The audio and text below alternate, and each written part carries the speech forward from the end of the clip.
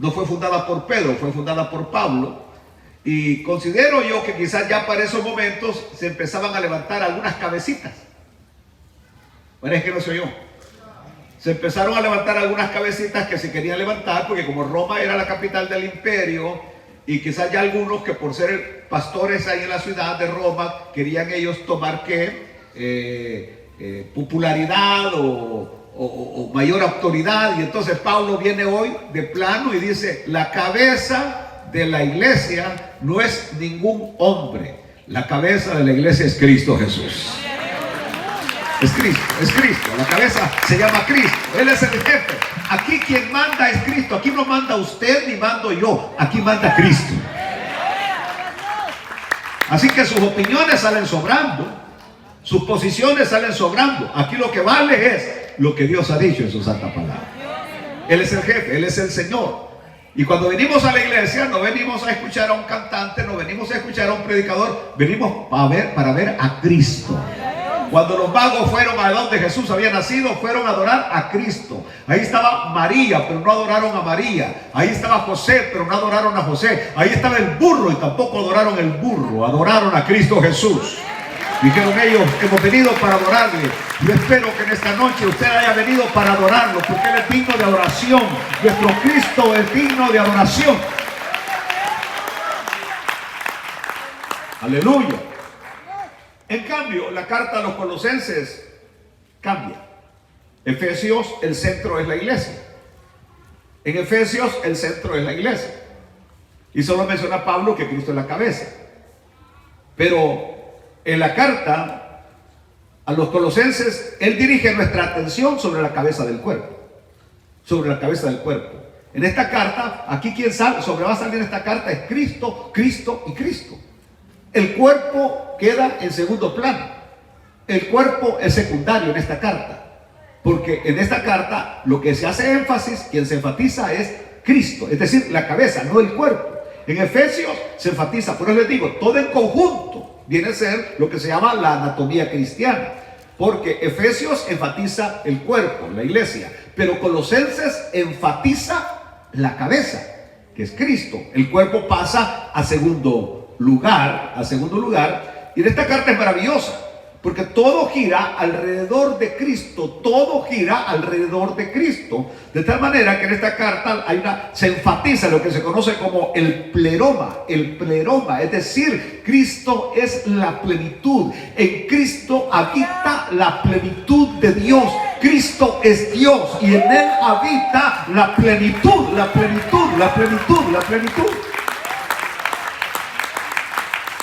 Él es la imagen del Dios invisible, va a decir Pablo más adelante. Es el primogénito de la creación, lo dirá de esa manera. No que fue una persona creada, sino que es el primero en todo. Cristo es el primero en todo. Y en nuestras vidas, Cristo debe ser el primero en todo. Quiero hoy que ustedes entiendan, tu mujer no es la primera en tu vida, tu marido no es el primero, el pastor no es el primero, Cristo debe ser el primero en todo. El primero en todo. El primer lugar lo ocupa Cristo. En una iglesia no es el pastor el que tiene el primer lugar. El primer lugar lo tiene Cristo. Cristo es el centro y alrededor de Él tiene que girar absolutamente todo. Aleluya. Así que hoy vamos a ver la plenitud. Porque esta carta es una carta maravillosa que ataca la primera herejía que apareció, que tal vez ustedes lo saben, ¿no? ¿Sí lo saben o no lo saben? La primera herejía, el gnosticismo. El gnosticismo con un énfasis en el conocimiento, la gnosis. Gnosis es conocimiento. Y muchas veces uno, entre más quiere conocer, termina más mal. La persona, entre más quiere conocer, termina más mal.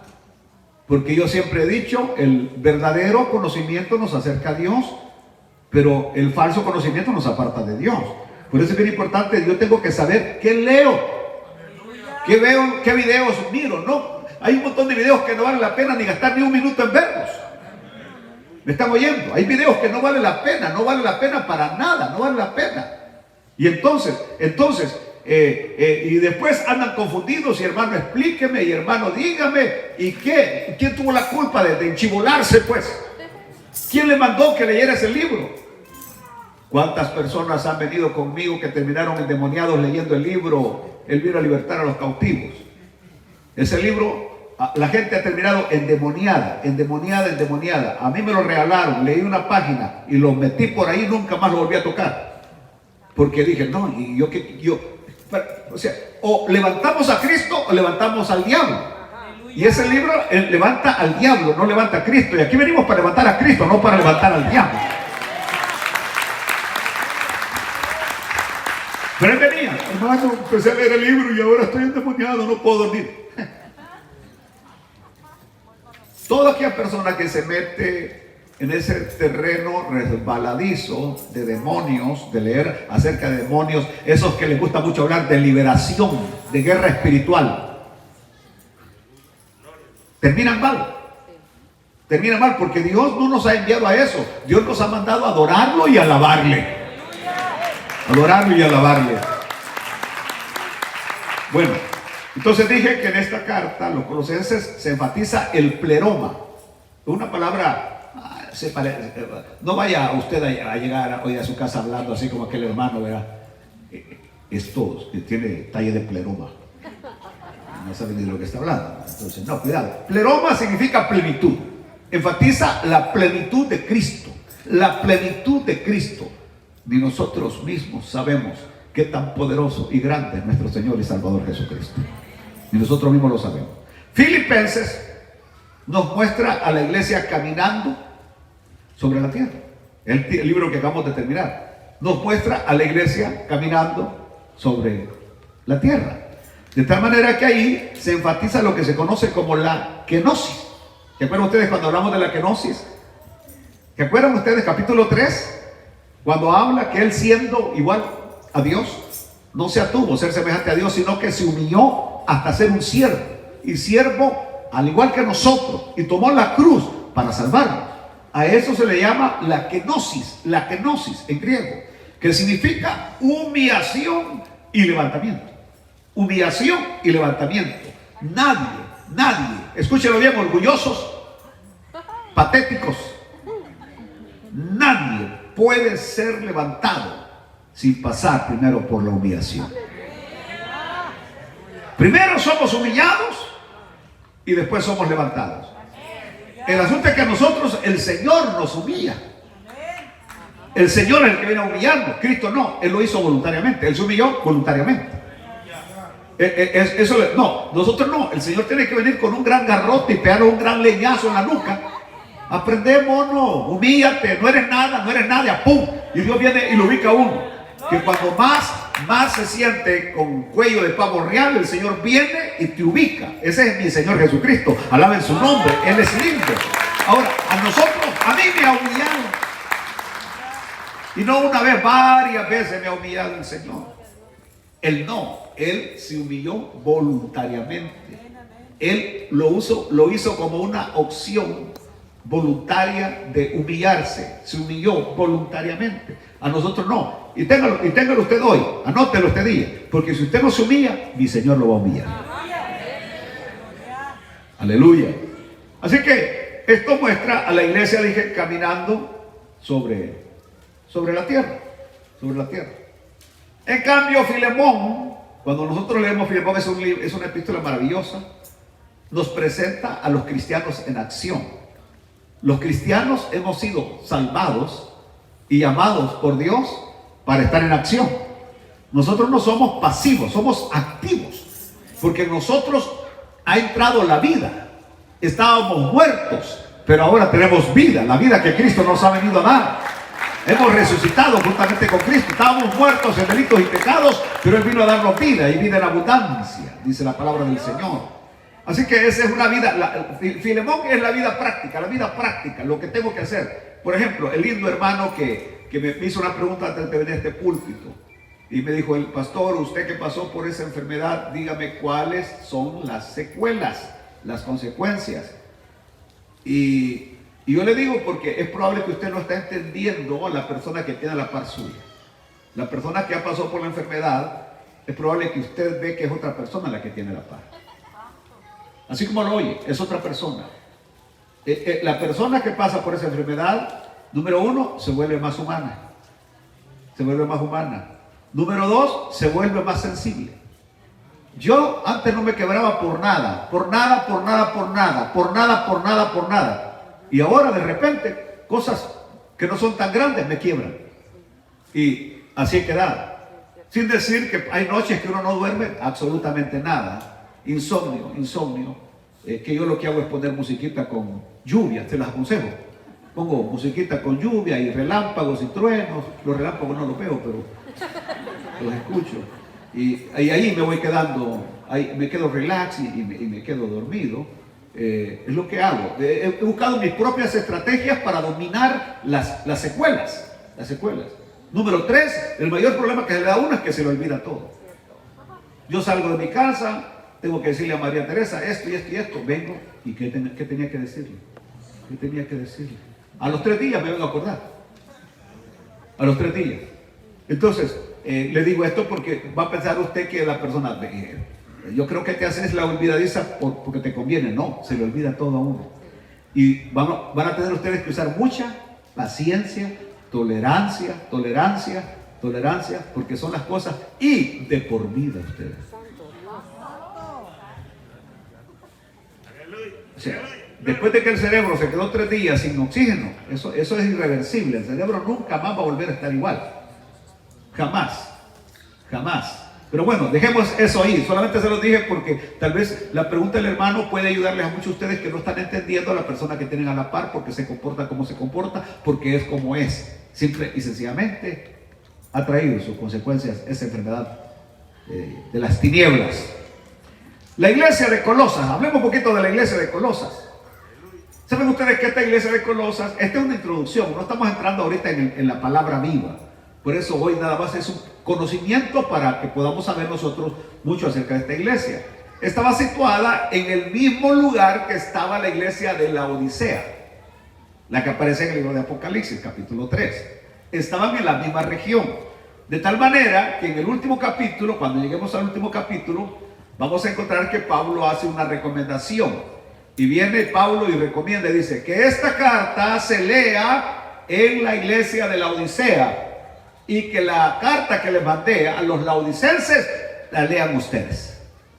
¿A dónde está esa carta? No está, desapareció la carta que Pablo le escribió a los laodicenses. No hay ni una letra, no hay absolutamente nada. Y usted puede preguntar, ¿por qué desapareció?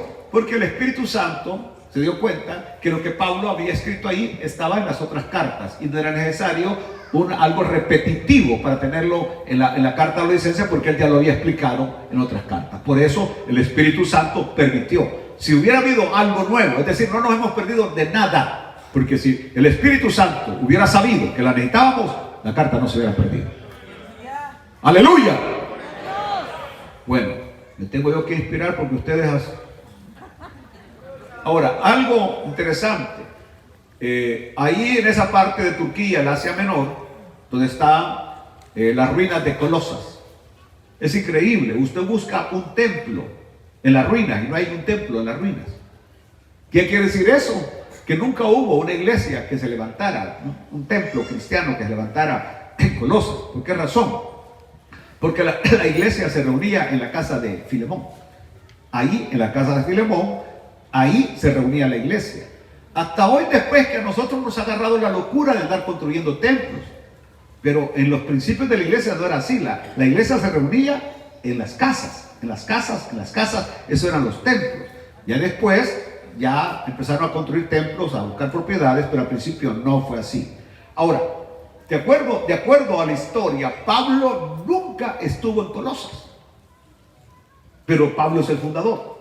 Se dice que cuando Pablo llegó a la ciudad de Colosas, Pablo entró por la parte norte, que es una carretera, la carretera que iba desde el este al oeste, es decir, a Roma, la que venía desde allá, de Persia, y pasaba la gran carretera. Por ahí pasó Pablo. ¿Qué me enseñó eso? Qué tremendo el imán que tenía Pablo, la virtud que tenía Pablo. Creo que a lo mejor solamente medio se detuvo a comer frijoles por ahí, se detuvo a comer de esas que hacen en Honduras, ¿cómo se llama? las baleadas hondureñas, un par de pupusas salvadoreñas, un par de tacos mexicanos, y eso fue suficiente para que la semilla del evangelio quedara allí en esa ciudad de Colosas y se fundara una iglesia. ¿No creen ustedes que es maravilloso? Es decir, el asunto de Pablo nunca andaba hablando del América, no andaba hablando del Atlético de Madrid o de cualquier partido. No. Pablo hablaba de Cristo, y espero que ustedes y yo hablemos de Cristo. Cristo tiene que ser el centro de nuestra conversación. Aleluya. Ahora, esta ciudad era importante. Ahí estaba lo que llamaba la puerta de Frigia. Esa puerta de Frigia, que era la puerta donde pasaban las grandes caravanas del este al oeste. Ahí se cobraban impuestos. Y era una ciudad importante, porque el que dominaba Colosas prácticamente tenía una llave de conquista. Por eso ahí se daban los grandes enfrentamientos entre los ejércitos persas y los ejércitos griegos o romanos.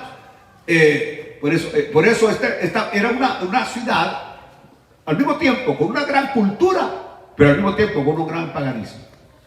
Es que casi siempre el progreso trae el paganismo. El progreso trae inmoralidad. Escuchen bien lo que estoy diciendo. Mientras los pueblos son humildes. Ustedes se recuerdan, por ejemplo, alguna gente que ve películas de Pedro Infante, de Cantinflas, de Jorge Negrete, películas viejas donde la gente se vestía bien recatadamente y había una forma de ser tan sencilla de la gente, cosa que hoy quedó totalmente atrás, porque a medida llega el progreso, a medida llega la tecnología, va desapareciendo la sencillez de las personas, y empieza a entrar el paganismo y empieza a entrar la inmoralidad. Por eso es que, Dios mío, el día de ayer fue un día triste para los Estados Unidos. Creo que ustedes estuvieron atentos a la noticia ayer, cuando en el Senado se presentó la moción por el senador de Arkansas de que aquellos niños que pasaban por el aborto y que todavía quedaban vivos, que se les respetara la vida. Eso fue lo que él dijo. Hay niños, dijo él, tenemos estadísticas de niños que cuando los van a abortar, el niño logra sobrevivir al aborto, logra sobrevivir y sale de ahí del útero de la mujer, vivo el niño. Y entonces este senador estaba proponiendo de que a este niño se le dieran los cuidados que se le da a cualquier niño que nazca. Dijo, esta es cuestión de vida, de respetar la vida. Digo, si un niño logra superar el aborto, es decir, la mujer fue a la clínica de aborto, pero el niño logró y salió con vida, y él simplemente proponía que a este niño se le dieran los cuidados esenciales que se le da a cualquier niño. 48 votos en contra de los senadores demócratas no lo aprobaron. Dijeron, no, que se muera, porque es decir, la persona ya vino con la intención de que el niño se muera. ¿Y por qué vamos entonces a retroceder? Si la mujer ya vino con el deseo de que el niño muera, ¿por qué lo vamos a dejar que viva? Y entonces, y porque también el senador estaba proponiendo que fuera penado, que el médico que no le diera atención a un niño de estos se fuera encarcelado. No, dijeron no, los doctores no tienen la culpa, ellos nada más están haciendo lo que alguien viene a pedirles, así que no. Así que fue un día triste, porque estoy diciendo que el progreso, el famoso progreso, trae paganismo, trae inmoralidad, arrastra pecado. ¿Saben ustedes lo que se aprobó el día de hoy o ayer? Que ahora los sermones, ya en algunos países, antes de que el predicador los predique, tiene que dárselos a las autoridades para que las autoridades los lean. Y las autoridades le van a poner ahí, esto lo puedes decir, esto no lo puedes decir. Esto lo puedes decir, esto no lo puedes decir. Esto no está lejos. Ya se aprobó en Dinamarca. Dinamarca ya todos los predicadores tienen que dar su sermón escrito. Y ya no tienen que hablar así como yo estoy hablando, sino que tienen que leer lo que escribieron. Y tienen que sujetarse nada más a lo que escribieron nada más. En otras palabras, están llevando a la iglesia al congelamiento. Porque no es lo mismo cuando el Espíritu Santo está hablando con la persona que estar leyendo un documento. Y ahora eso es lo que están diciendo, que el sermón se tiene que escribir, enviárselo a las autoridades antes de que se predique, y ellos le van a dar el visto bueno, que si se puede o no se puede decir ciertas palabras en el sermón. Yo de por sí ya me censuraron, ¿verdad? Yo ya estoy cocinado, estoy seguro que no van a permitir algunas cosas que digo, pero es la verdad de Dios. Es la verdad de Dios. Entonces, eso es lo que tenemos hoy en el panorama. Y por eso esta carta hoy llega como anillo al dedo. Llega en un momento donde necesitamos entender que lo que está en juego es la doctrina, la fe que una vez nos dieron los santos. Eso es lo que está en juego. Vamos a tener que cuidar nuestra doctrina y vamos a tener que cuidar nuestra fe. Pase lo que pase, suceda lo que suceda, lo que hemos creído, lo que los apóstoles nos transmitieron y que está en esta Biblia. ¿Me están oyendo, queridos hermanos? Porque por ahí, mire, alguien vino y me hizo a mí una pregunta, porque cuando están estudiando teología, los que van a los institutos bíblicos, y la primera materia que estudian se llama bibliología, es decir, la doctrina de la Biblia. Y cuando están estudiando la doctrina de la Biblia, les dicen que hay 5 teorías de la inspiración. Y empieza el maestro a decirle, está la teoría mecánica, la teoría conceptual, la teoría aquí, la teoría. Y de repente vino alguien y le pregunta, ¿y usted cuál es la teoría suya de la inspiración? Y yo le digo, usted está equivocado. Yo no creo en ninguna teoría. Lo que yo creo es la Biblia, la palabra de Dios, tal como Dios la ha revelado, y la Biblia es la revelación de Dios. Yo no creo en teoría.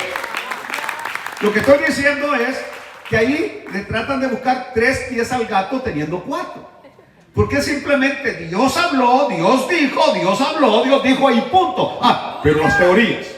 Y si usted va al examen y no contesta de acuerdo a las teorías, me le ponen 0. Y en realidad la Biblia no es una teoría. Lo que los científicos hacen es teoría, pero esta es la palabra bendita, infalible, eterna de Dios, que no falla, que no falla. Gloria a Dios. Bueno, oiga lo que voy a decir, porque esta es la parte céntrica de esta introducción. Colosenses contiene el trazado y los límites de capacitación del creyente, para que pueda él en cualquier situación proteger su fe, proteger su doctrina.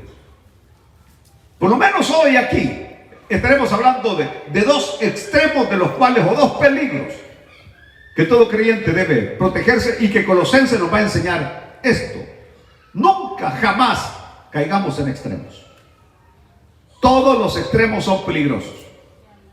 Uno siempre debe tratar de permanecer en medio, pero nunca en los extremos. Cualquier posición extrema es peligrosa, peligrosa. Por ejemplo, vamos hoy en esta carta a aprender el extremo de una iglesia congelada. Cuando digo de una iglesia congelada, es una iglesia de puros ritos, puras ceremonias.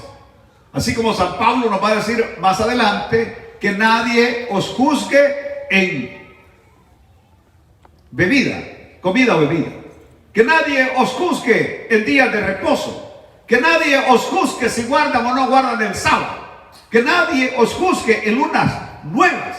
Entonces, Pablo habla que todo ese ritualismo es una iglesia congelada, una iglesia que está en ritos y que se aparta de aquello que dice la palabra del Señor, que donde está el Espíritu de Dios, allá hay libertad.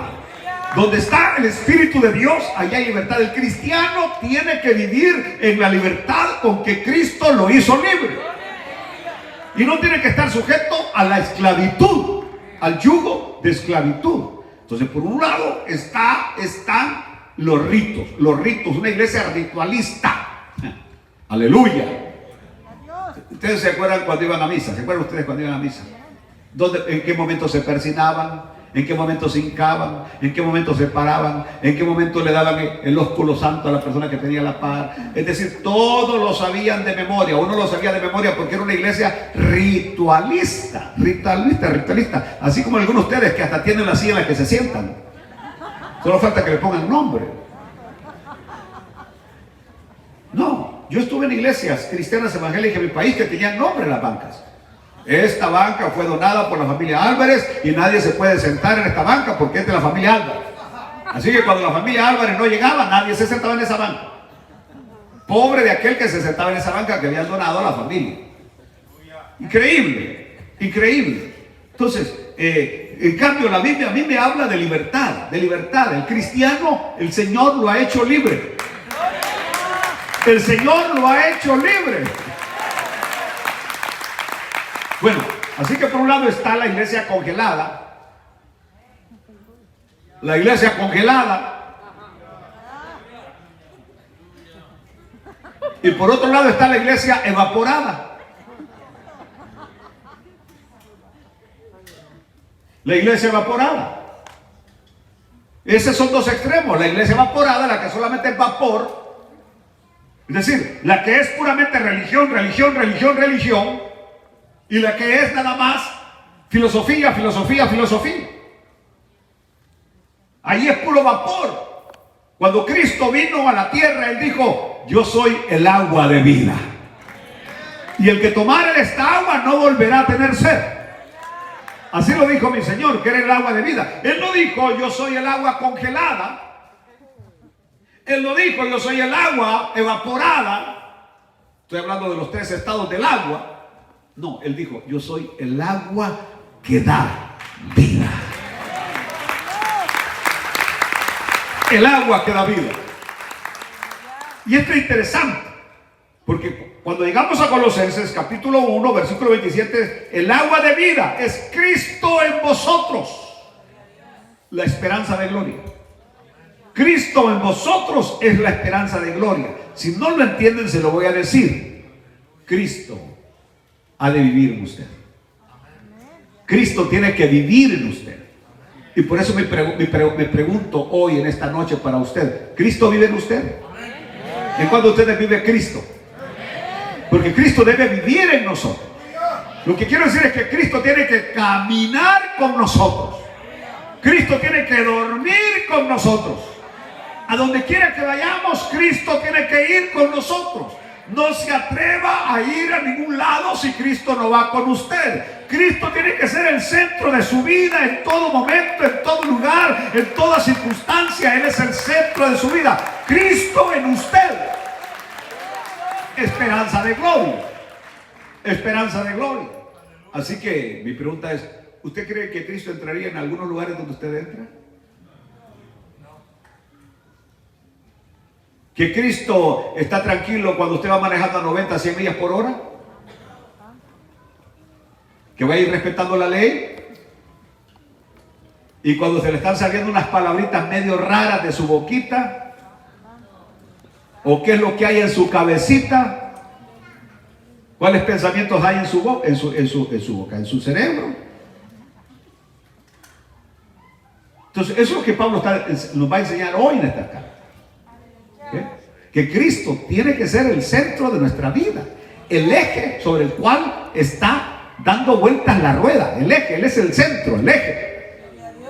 Y sobre eso gira toda nuestra vida. Y cuando toda nuestra vida gira alrededor de Cristo, la victoria, el éxito, el gozo, el triunfo está asegurado.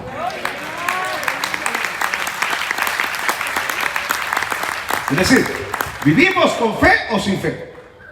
¿Vivimos con Cristo o sin Cristo? Ahora, en esta carta, siempre que usted lea Colosenses, Pablo va a atacar la primera gran herejía del cristianismo. Herejía es una doctrina equivocada, una doctrina que se aparta de la Biblia. Y la primera herejía cristiana se llamó gnosticismo. Gnosticismo.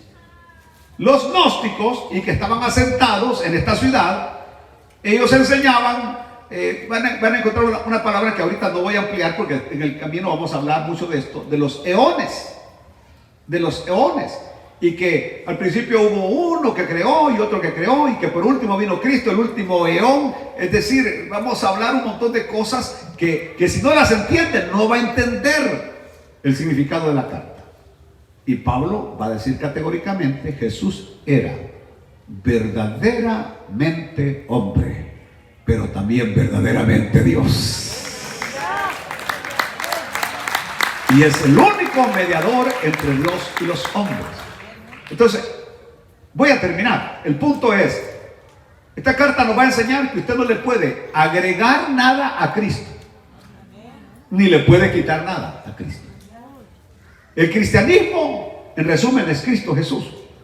Y el cristianismo no es suma y resta de quitar y poner. El cristianismo es Cristo y Cristo es único y usted no puede quitarle ni ponerle absolutamente nada. Lo que Cristo hizo por nosotros de salvarnos, Él lo hizo completo y no necesita de nuestra ayuda para que seamos salvos. No necesita de nuestra ayuda para que lleguemos al cielo. Así como cada le dice, le ayudo, no, gracias. Usted sabe que usted puede hacerlo usted solo y Cristo lo puede hacer solo, de llevarlo al cielo solo. Gloria a Dios. Así que esto es importante. La idea que tenía en este momento se me escapó y era el cierre del mensaje, pero era con lo que iba a cerrar. Pero dice Pablo, Colosenses 2:9, dice que la plenitud de Dios, o Cristo, es la plenitud de Dios.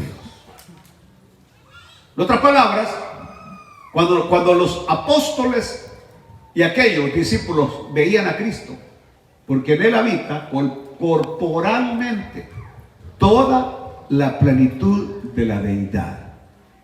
Cuando llegan los famosos testigos de Jehová y que le dicen que Jesús no es Dios, sáqueles estos versículos. A ver, no hayan ni para dónde hacerse.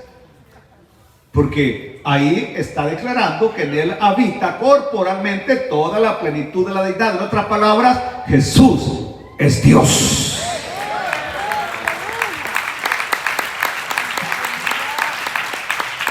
Jesús es Dios. ¿Y sabes por qué? Porque solamente alguien como Jesús nos podía salvar. Voy a terminar con eso. Solo alguien como Jesús nos podía salvar. Porque cuando el hombre pecó en el capítulo 3 de Génesis, el puente que había de comunión entre Dios y el hombre se quebró. Se rompió el puente. Desde entonces el hombre ha estado tratando de llegar a Dios por la religión, pero la religión lo deja a la mitad y ahí se cae el hombre. Quiere llegar por ciertas personas que él considera buenas, Moisés o el que usted quiera llamarle, y el hombre también lo deja a medias. María nos deja a medias. Las obras nos dejan a medias. Entonces, ¿qué quiere decir? Que ningún ser humano puede ser nuestro salvador, nuestro mediador.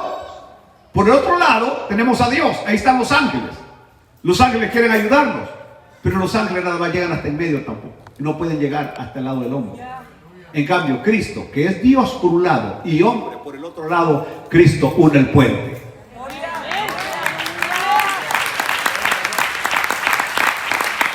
Cristo une, hace el puente. Por eso es bien importante que usted y yo lo entendamos en esta noche. Nadie, absolutamente nadie, puede venir al Padre sino solo por Él.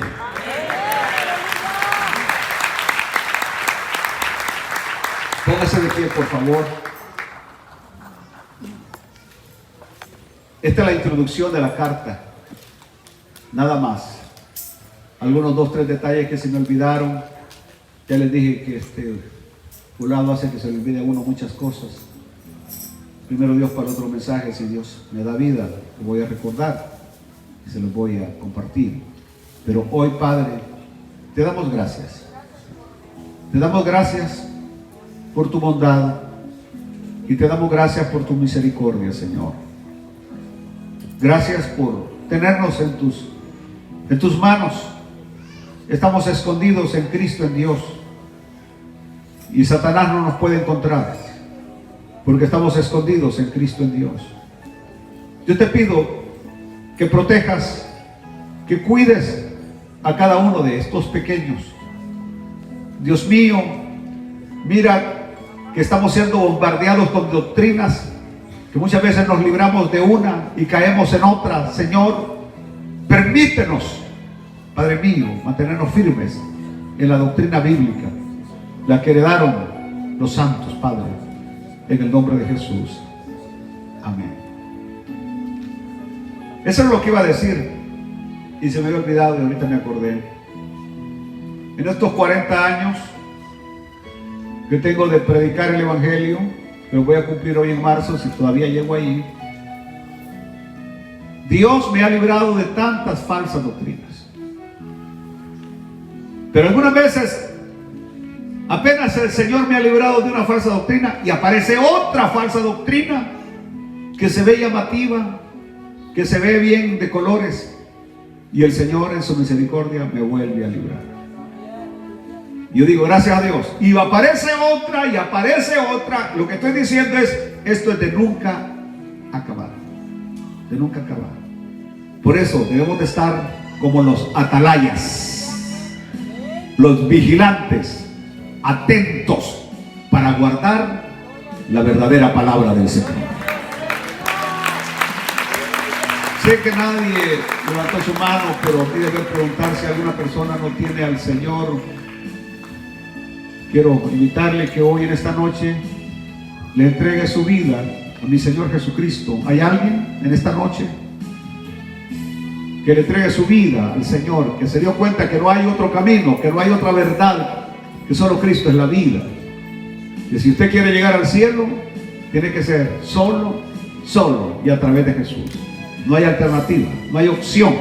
La religión no salva, los hombres no salvan. El único que salva es Cristo Jesús. ¿Hay alguien en esta noche? ¿Hay alguien que venga al Señor en esta noche? Que levante su mano y que me diga, ¿tú vienes recibiendo al Señor? Bienvenido, Dios te bendiga.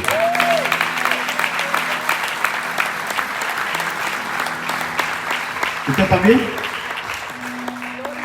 Bienvenida también.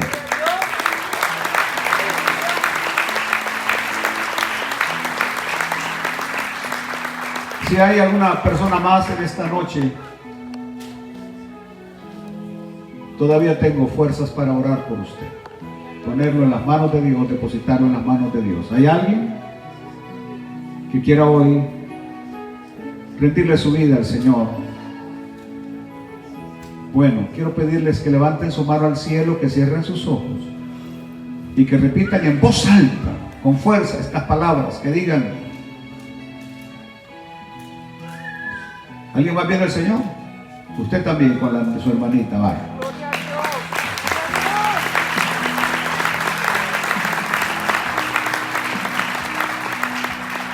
Cierre sus ojos entonces y levante su mano derecha al cielo y digan: Padre Celestial, te doy gracias por haber enviado a tu Hijo Jesús a morir por todos mis pecados. Señor Jesús, perdona todos mis pecados. Limpia mi corazón. Hazme una nueva criatura. Porque desde hoy yo creo y confieso que soy salvo, soy hijo de Dios y lo creo. Soy salvo. Amén, amén y amén. Bienvenidos a la familia del Señor. Allá los están esperando en aquella mesa, les van a regalar no sé qué, pero Dios los bendiga. Mañana culto de las mujeres a las 10 de la mañana. Domingo 3 servicios, a las 8, a las 10 y a las 6.